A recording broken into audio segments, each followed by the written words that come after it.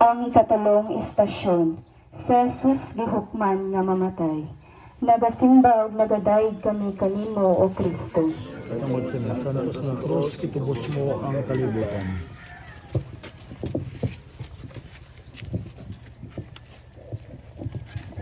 Pagbasa gikan sa Ebanghelyo sumala ni San Mateo.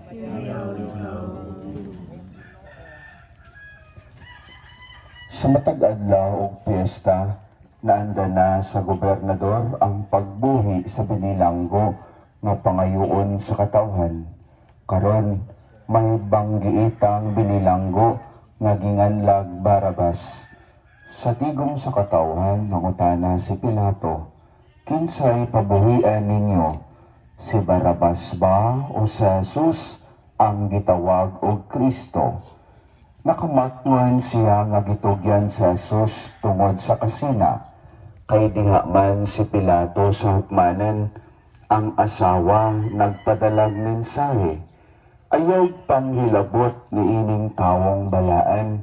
Kagabi makalilisang ang akong banggo bahin niya. Apan giaghat sa mga pangunong pari o kadagkuan ang katawhan sa pagpangayo sa kagawasan ni Barabas o sa kamatayon ni Jesus. Diha nga ang gobernador nangutanag usab, "Kinsay pabuhian ninyo?" Mitubag sila, "Si Barabas."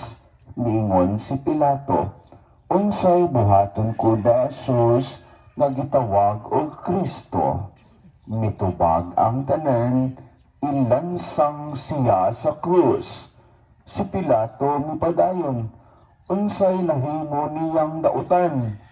Apan misamot ang ilang singgit, ilansang siya sa krus. Nakamatngon si Pilato nga wala siya'y mahimo ug magkagubot na hinuon. Pusa, nangayo siyang tubig, nanghugas sa kamot at tubangan sa katawhan ug miingon, "Dili ko manubag sa iyang dugo, inyo kining binuhatan." Ug mitubag ang tibuok katawhan, "Kami ug ang among mga anak ang manubag sa iyang dugo."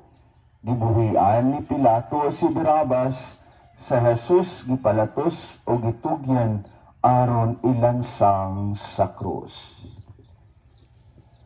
Ang Ebanghelyo sa Ginoo. Dayo ikaw o Kristo. Pamalandong, kasagaran, dalira kaayo kitang muhukom sa uban. Lisod ang pagharong sa kamatuoran o pagdawat kung unsay tinuod.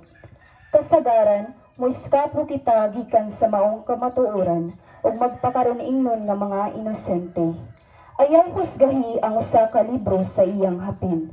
Mao'y usa ka panultiong nagsulti gihapon sa makamatuoran.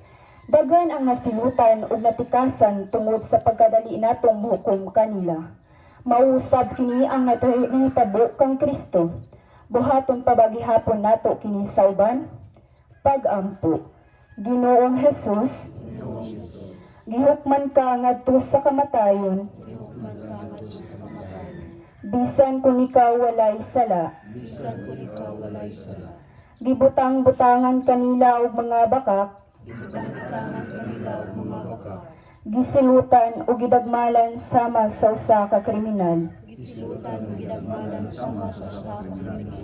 Wala kami makasabot kung anong wala ka mo reklamo. O bisa na lang pagsulti og mga pulong. Sa pagpanalipod sa imong kaugalingon. Gidawat mo ang imong silot. Bisan kung kini walay kapasikaran. Sa makausapa, nganong man Ginoo. Nagpasakit ka sa among pagkamakasasala. Giamumahan mo kami sa pag-ayo. Makakaton unta kami sa imong kaaghop ug pagpaubos. Tabangi kami tabangi kami sa paglikay, sa paglikay, sa paghimog minaong-maong istorya sa uban, sa paghimog minaumang istorya sa uban, ang paglibak ang paglibak, o sa binsang unsang buhat nga makadaot sa dignidad sa among silingan. sa bisan usang makadaot sa dignidad sa among silingan. Hatagi kami og kaisog nga mosulti sa kamatuoran, Hatagi kami og kaisog nga musulti sa kamatuoran, inay sa paghimakak niini. inay sa pagpamamakak nini.